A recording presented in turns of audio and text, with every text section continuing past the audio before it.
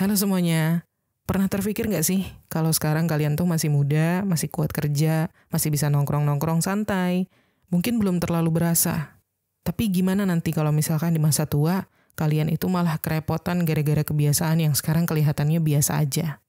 Nah, di video kali ini, kita bakal bahas beberapa kebiasaan yang sering banget kita lakukan, anak muda, yang ternyata bisa bikin kita sengsara secara finansial, dan menyesal di hari tua nanti. Oke, let's go, kita bahas. Yang pertama itu adalah kebiasaan hidup foya-foya gaji habis sebelum akhir bulan. Banyak anak muda yang ngerasa gaji itu kayak cuma numpang lewat karena kebiasaan gaya hidup yang nggak terkontrol ya. Gaji baru cair langsung dihabisin buat nongkrong di tempat yang instagramable, buat staycation, atau buat beli barang-barang mahal biar kelihatan wah gitu di mata orang lain. Padahal kalau itu diterusin, kebiasaan ini jadi akar masalah finansial di masa depan. Kenapa ini bisa bikin sengsara di hari tua khususnya? Karena tanpa yang namanya kontrol keuangan, kita nggak akan punya cukup tabungan atau investasi untuk masa depan khususnya hari tua ya, pensiun. Dan kebiasaan ini juga bikin hidup kita selalu bergantung pada gaji bulan berikutnya, alias nggak ada cadangan kalau ada kebutuhan mendadak. Nih, kalau misalkan nggak punya tabungan sama sekali, misalnya di suatu ketika ada pengeluaran besar, katakanlah misalnya kendaraan kalian rusak atau gadget kalian rusak, karena nggak ada dana atau tabungan backup sama sekali, akhirnya kita bisa ngutang. Bahkan efek dominonya itu bisa sampai bikin kita makin terjerat karena ada bunga yang terus bertambah. Akibatnya apa? Masa tua bisa jadi penuh dengan beban finansial. Jadi, supaya gaji nggak cuma habis buat gaya hidup sekarang, coba deh mulai terapin aturan untuk alokasi keuangan kalian. Misalnya pakai rumus 50-30-20. 50% untuk kebutuhan, 30% buat keinginan, dan 20% langsung masukin ke tabungan atau investasi segera setelah kalian gajian. Terus juga jangan lupa untuk bikin daftar prioritas, mana pengeluaran yang benar-benar penting, mana yang bisa di-cut. Dan cobain deh no spend challenge. Coba misalnya sebulan tanpa belanja barang atau aktivitas yang gak esensial. Next, kebiasaan yang kedua, gak punya dana darurat. Mungkin banyak dari kita yang mikirnya, santai aja lah, nanti juga ada rezekinya. Tapi realitanya, gak punya dana darurat itu sama aja kayak kita main roller coaster tanpa sabuk pengaman. Bahaya banget. Karena dana darurat itu adalah pelampung finansial kita untuk hal-hal yang gak bisa diprediksi. Seperti misalnya kehilangan pekerjaan, atau sakit, atau kendaraan rusak. Dan kenapa ini bisa sampai bikin kita sengsara di hari tua? Karena kalau setiap masalah mendadak harus kita talangin pakai utang, lama-lama kan utang kita numpuk. Terus juga nggak ada dana darurat atau dana cadangan itu artinya kita rentan terjebak masalah finansial yang lebih besar lagi, terutama kalau kita udah nggak produktif nanti di usia tua. Oke, sekarang berapa idealnya dana darurat? Untuk kalian pekerja yang masih lajang, masih single, minimal punya 3-6 kali pengeluaran bulanan. Sementara buat kalian yang udah berkeluarga, udah punya pasangan dan anak, idealnya ya 6-12 kali pengeluaran bulanan lah. Gimana caranya bisa nabung dana darurat kalau gaji pas-pasan? Kalian bisa mulai dari nominal yang kecil dulu. Sebaiknya sih 10-20% gaji setiap bulan itu kalian tabung atau investasikan ya. Nggak harus langsung besar banget. Terus juga jangan lupa untuk pisahkan rekening tabungan untuk dana darurat, bikin rekening khusus atau tempat khusus untuk menyimpan dana darurat, jangan digabung sama rekening harian untuk pengeluaran sehari-hari. Dan juga manfaatin bonus atau THR. Kalau ada pemasukan lebih dari pekerjaan, langsung tuh masukin ke dana darurat. Next, kebiasaan yang ketiga, ngutang untuk barang konsumtif. Gaya hidup tuh sering bikin kita, terutama yang masih muda, terjebak dalam utang yang toksik. Contohnya, kayak kredit handphone yang mahal, atau cicilan motor buat gaya-gayaan, atau bisa juga beli barang branded, barang-barang yang mahal, supaya nggak kalah gengsi. Padahal, barang-barang ini nggak punya nilai tambah di masa depan kita. Dan kenapa ini bisa sampai bikin kita sengsara di hari tua nanti? Karena utang konsumtif ini kan cenderung menghasilkan bunga, bukan keuntungan buat kita. Jadi akhirnya kita malah bayar lebih banyak dari harga barang itu sendiri di awal. Terus juga ketergantungan sama utang itu bikin kita susah nabung dan investasi kan. Jadi masa tua kita nggak ada jaminan finansial gitu. Nah, gimana caranya membedakan utang yang sehat dan utang yang toksik?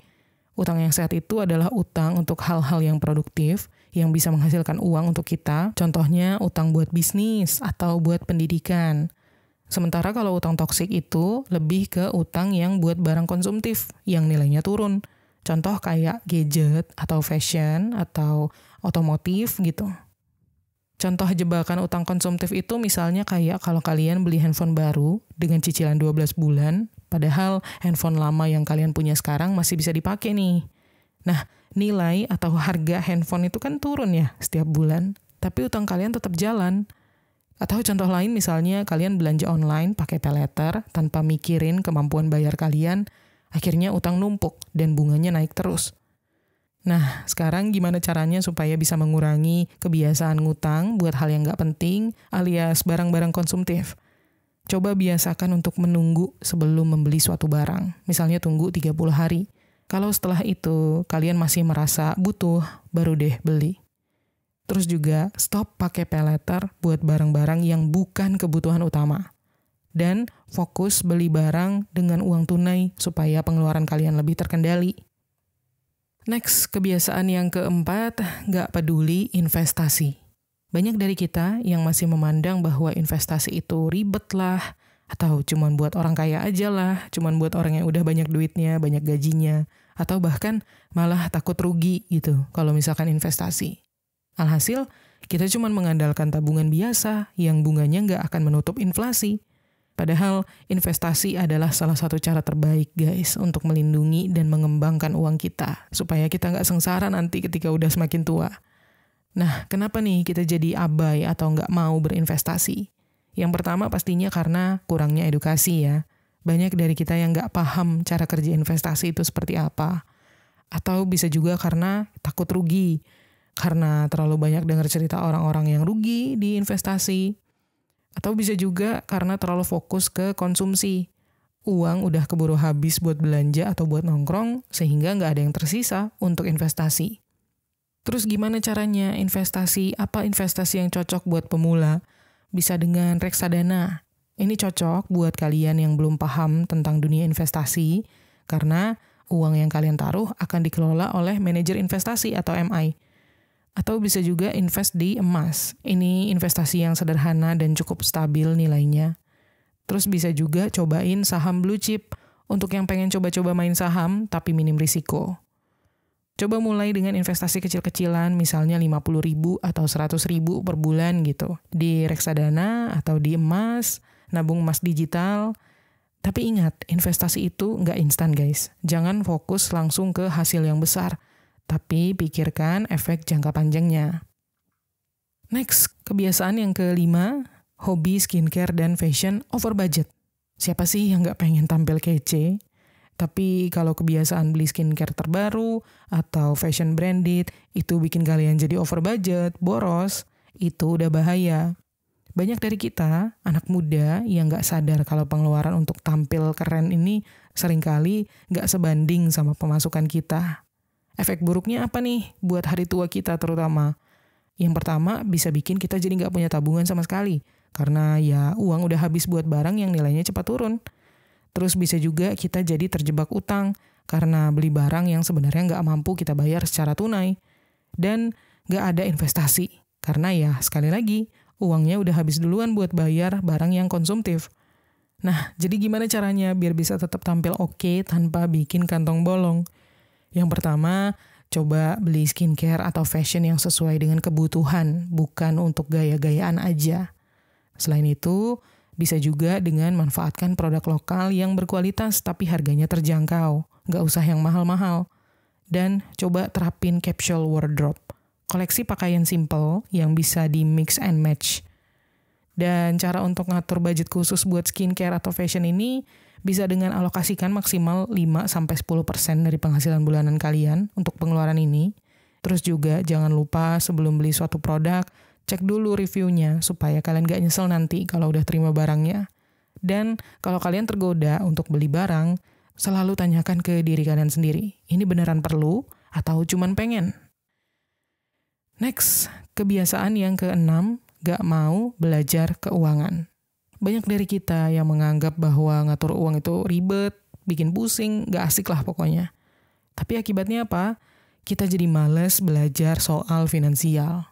Padahal tanpa literasi keuangan yang baik, kebiasaan boros ataupun salah mengelola uang, itu bisa terus ke bawah loh sampai kita tua nanti. Kenapa literasi keuangan itu penting, khususnya buat persiapan kita di masa tua nanti? Yang pertama, supaya kita nggak salah ngambil keputusan. Misalnya, asal ngutang atau investasi tanpa paham risikonya.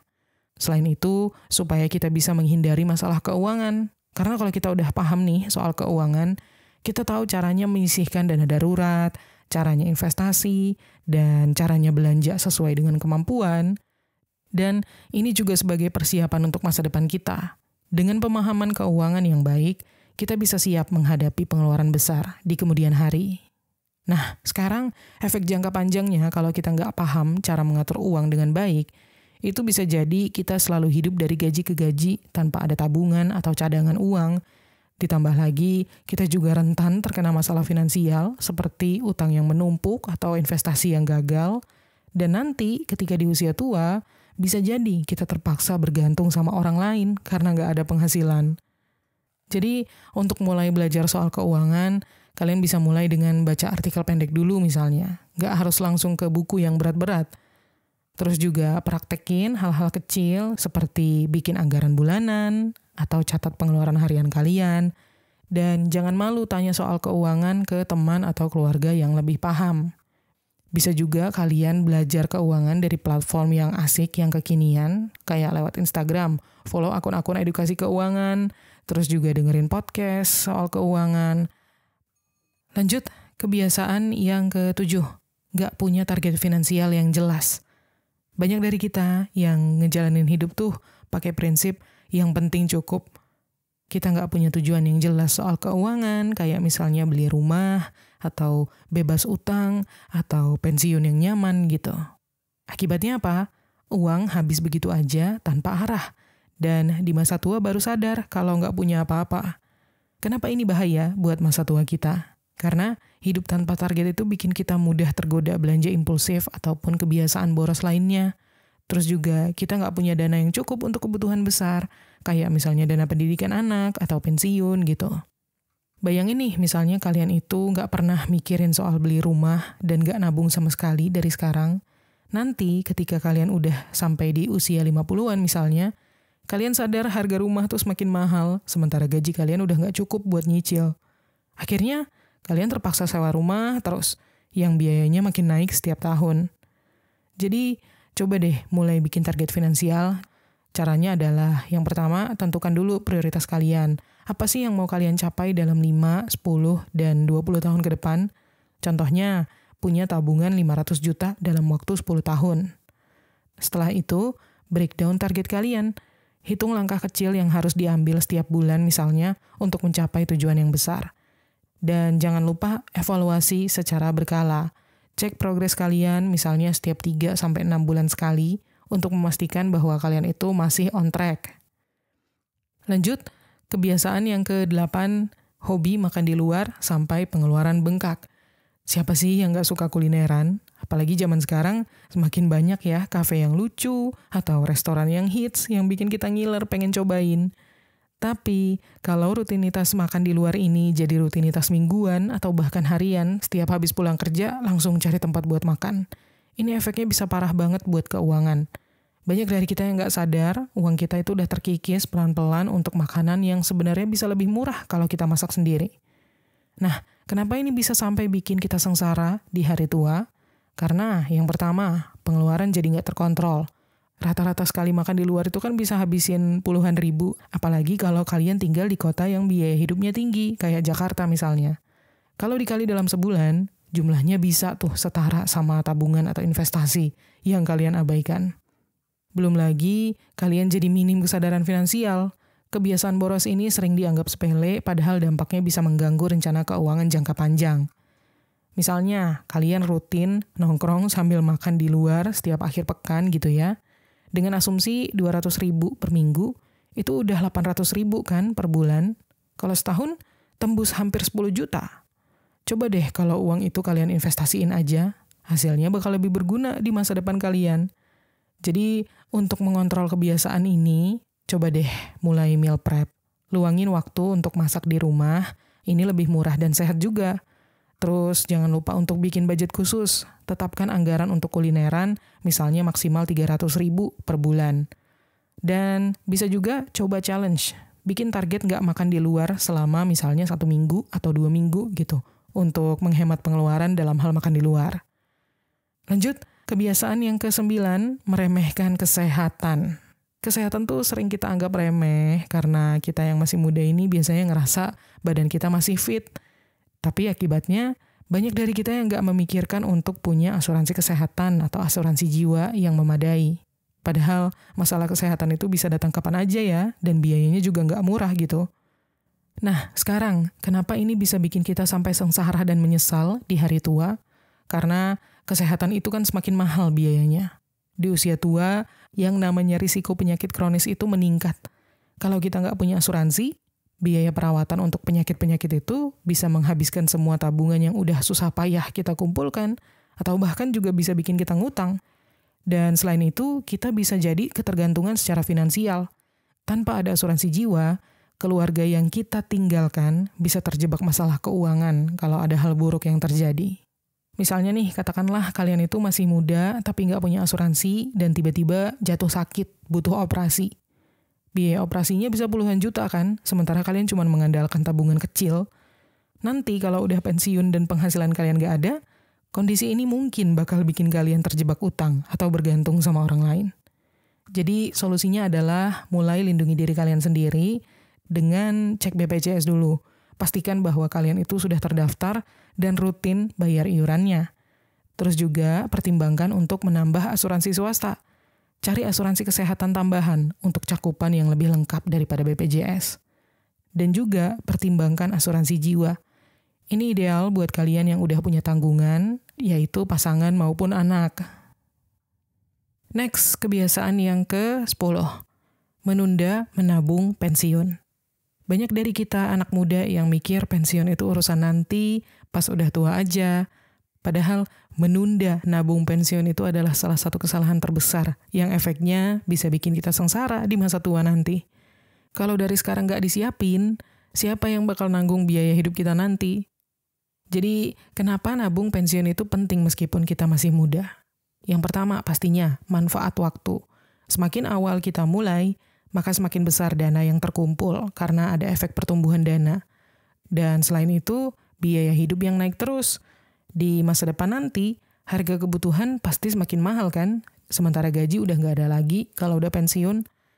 Dan juga dengan punya dana pensiun, kita bisa mandiri nanti di masa tua. Nggak mau kan bergantung ke anak atau orang lain? Katakanlah misalnya kalau kalian nabung 500.000 per bulan dari usia 25 tahun selama 30 tahun. Dengan hasil investasi 7% per tahun gitu ya, katakanlah. Total dana yang kalian kumpulkan bisa mencapai 610 juta. Sementara kalau kalian telat 10 tahun nih, baru mulai nabung untuk dana pensiun di usia 35 tahun, dengan nominal yang sama, 500.000 per bulan, dan return 7% per tahun, yang kalian kumpulin mungkin cuma sekitar 260 juta. Jadi sekali lagi, lebih cepat lebih baik. Nah, sekarang apa sih jenis tabungan pensiun yang pas untuk kita anak-anak muda?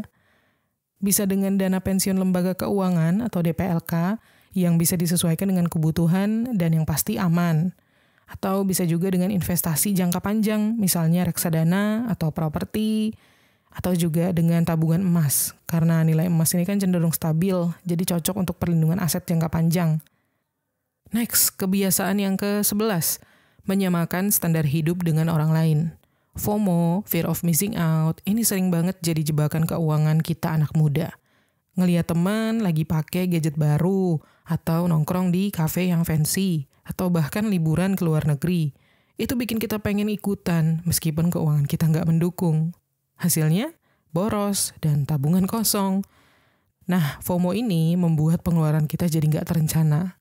Semua uang jadi habis buat gaya hidup, bukan buat kebutuhan. Terus juga bahaya dalam hal utang konsumtif.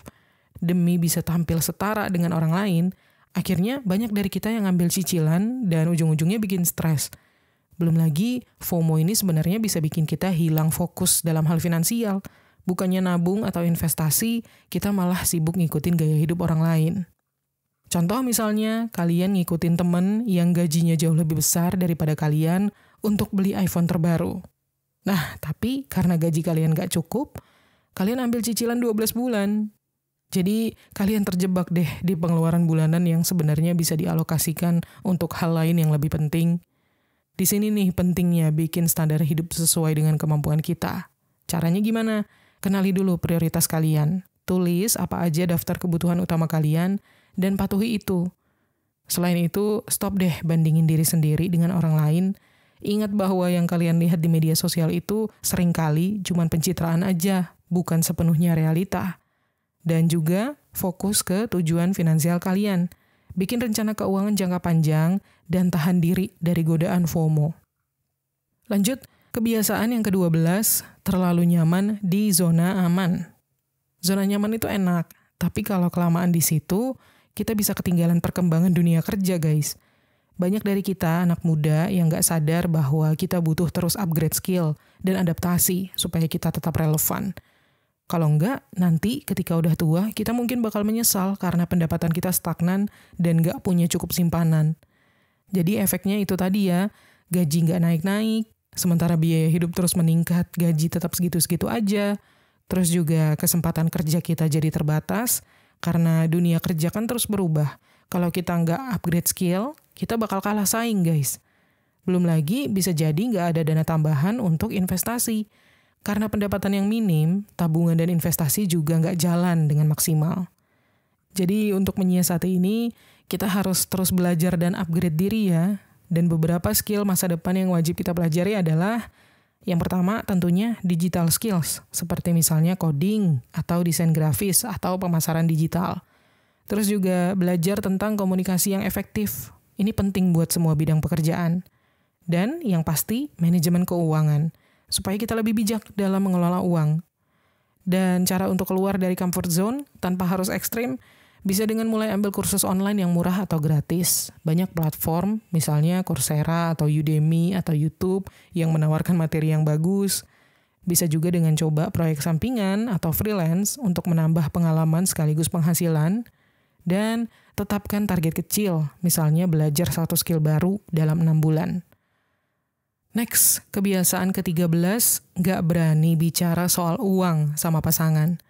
Hubungan cinta itu nggak cuma soal rasa, tapi juga soal realistis, terutama urusan keuangan. Tapi banyak nih orang yang masih ragu ngomongin uang sama pasangan karena takut bikin konflik. Padahal kalau nggak dibahas, masalah keuangan tuh bisa jadi bom waktu yang meledak di kemudian hari. Kenapa transparansi keuangan itu penting? Karena untuk mencegah konflik. Banyak pasangan yang jadi berantem gara-gara nggak tahu kondisi finansial satu sama lain. Terus juga untuk menghindari toxic money habits, dengan diskusi secara terbuka, kita bisa tahu apakah pasangan kita punya kebiasaan boros atau suka ngutang misalnya. Dan ini juga untuk membangun rencana bersama ya. Diskusi keuangan akan bikin kita dan pasangan lebih solid untuk mencapai tujuan finansial, seperti misalnya beli rumah atau nabung buat nikah. Nah, tanda-tanda pasangan kita mungkin punya toxic money habits, beberapa di antaranya adalah selalu minta traktiran atau pinjam uang tanpa balikin. Terus juga boros banget, tapi nggak punya tabungan atau rencana keuangan. Dan juga kalau dia nggak mau transparan soal penghasilan atau utang yang dia punya. Nah, untuk memulai diskusi tentang keuangan tanpa drama, bisa kita lakukan dengan beberapa cara. Yang pertama, cari waktu yang tepat. Jangan ngomongin uang pas lagi stres atau emosi. Pilih waktu yang lagi santai gitu. Terus juga mulai dari diri sendiri dulu. Ceritakan dulu kondisi finansial kalian sebelum nanya soal pasangan. Dan setelah itu, bikin tujuan bersama. Diskusi soal hal positif, misalnya rencana traveling, rencana nikah, atau rencana investasi bareng. Next, kebiasaan yang ke-14, terlalu fokus pada YOLO. Kita anak muda tuh sering banget pakai prinsip hidup cuma sekali, you only live once, atau YOLO, untuk membenarkan pengeluaran yang impulsif. Ya memang nggak salah sih menikmati hidup, tapi kalau YOLO-nya sampai kebablasan, efeknya bisa sampai bikin masa tua kita jadi suram. Contohnya, nongkrong mahal setiap minggu, beli gadget baru, terlalu sering jajan online, atau liburan terus, dan semua itu bikin kita jadi nggak bisa nabung sama sekali. Jadi semua uang habis untuk kesenangan saat ini, nggak ada sisa buat masa depan. Bisa juga bikin utang kita jadi menumpuk. Banyak dari kita yang akhirnya gesek kartu kredit atau ambil cicilan, pay later, karena untuk memenuhi gaya hidup YOLO. Dan akhirnya apa? Kita kehilangan kesempatan untuk mengembangkan uang karena uang yang seharusnya bisa diinvestasikan malah terpakai untuk hal-hal yang konsumtif. Nah, gimana caranya bedain YOLO yang sehat dan kebiasaan yang boros? YOLO yang sehat itu ketika kita bisa menikmati hidup, tapi tetap ada batasan. Misalnya bikin budget khusus untuk hiburan. Sementara kalau YOLO yang kebablasan, itu kalau kita hidup tanpa perencanaan sama sekali. Jadi semua uang habis untuk hal yang nggak penting, yang senang-senang aja. Nah, cara untuk menikmati hidup tanpa merusak masa depan finansial, masa depan kita di usia tua, yaitu adalah yang pertama, bikin prioritas. Nikmati hidup, tapi jangan lupa untuk sisihkan uang untuk tabungan atau investasi. Setelah itu, terapkan alokasi keuangan dan patuhi itu. Misalnya, pakai metode 50-30-20, 50% buat kebutuhan, 30% buat hiburan, dan 20% buat nabung atau investasi. Dan juga, bijak saat liburan. Pilih pengalaman liburan yang berkesan tanpa harus nguras dompet, seperti misalnya staycation yang murah atau jalan-jalan lokal aja. Next, kebiasaan yang ke-15, mengandalkan nanti ada jalannya. Mindset, nanti aja deh dipikirinnya, atau nanti juga ada rezekinya. Ini sering banget bikin kita menyepelekan masalah keuangan. Sifat santai ini oke kalau sesekali, tapi kalau kebiasaan bisa jadi bumerang juga. Masa depan itu nggak pasti, dan tanpa persiapan, kita mungkin bakal kelimpungan kalau ada situasi darurat. Misalnya ketika kita sakit, atau kehilangan pekerjaan, atau butuh dana mendesak untuk keperluan lainnya, kita nggak punya backup plan. Terus juga mungkin kita kehilangan kesempatan karena nggak punya dana untuk investasi yang bisa bantu kita berkembang secara keuangan, dan besar kemungkinan kita akan mengalami ketergantungan secara finansial, jadi beban keluarga atau pasangan di masa tua. Contoh nih, misalnya kalian itu selalu berpikir, nanti aja nabungnya mulai bulan depan. Lalu, suatu hari kalian kena PHK dan kalian gak punya tabungan dana darurat sama sekali. Akhirnya, kalian jadi harus ngutang atau jual aset untuk bertahan hidup kan? Nah, untuk mengubah kebiasaan berpikir yang seperti ini, coba deh mulai rencanakan keuangan kalian dari sekarang. Mulai dari hal kecil, seperti bikin anggaran bulanan. Setelah itu, bangun dana darurat. Sisihkan 10% penghasilan kalian untuk dana cadangan. Idealnya sih terkumpul sampai sebesar 3-6 bulan pengeluaran ya. Dan selalu punya plan B. Misalnya punya skill tambahan atau usaha sampingan buat jaga-jaga. Dan kebiasaan yang ke-16, ikut tren keuangan tanpa berpikir panjang. Banyak anak muda yang gampang kebawa hype, terutama di era media sosial sekarang. Tren-tren kayak NFT atau kripto, itu sering bikin kita langsung lompat tanpa riset dulu. Dan hasilnya, banyak yang kehilangan uang gara-gara nggak paham tentang risikonya. Nah, kenapa ini bisa bahaya, terutama buat masa depan hari tua kita? Karena yang pertama, nggak semua tren itu positif. Ada yang bermanfaat, tapi banyak juga yang cuman buat ngeruk duit. Terus juga ada risiko kehilangan uang ya, misalnya ikut-ikutan tren investasi tanpa tahu cara kerjanya. Dan efek jangka panjangnya adalah uang yang hilang karena tren ini bisa mengurangi peluang kita untuk investasi yang lebih aman. Contoh misalnya nggak sedikit orang yang main kripto atau trading harian hanya karena ikut-ikutan tanpa benar-benar tahu soal volatilitasnya dan akhirnya kehilangan banyak uang. Jadi kita harus pintar-pintar nih memilih tren yang worth it. Caranya riset dulu sebelum ikut, pelajari dulu tren yang lagi rame. Apa manfaatnya, apa risikonya. Bisa juga dengan coba ikutin tren investasi yang meningkatkan skill, kayak misalnya belajar coding, desain grafis, atau digital marketing. Jadi guys, intinya masa depan itu dibentuk dari apa yang kita lakukan sekarang, kebiasaan-kebiasaan kita. Jangan sampai deh gara-gara kebiasaan kecil yang rasanya normal sekarang, tapi kalian malah harus bayar mahal di hari tua nanti. Oke, segitu dulu video kali ini. Semoga bermanfaat dan terima kasih udah nonton. Klik tombol like kalau kalian suka video ini dan sampai jumpa di tips menuju kekayaan berikutnya.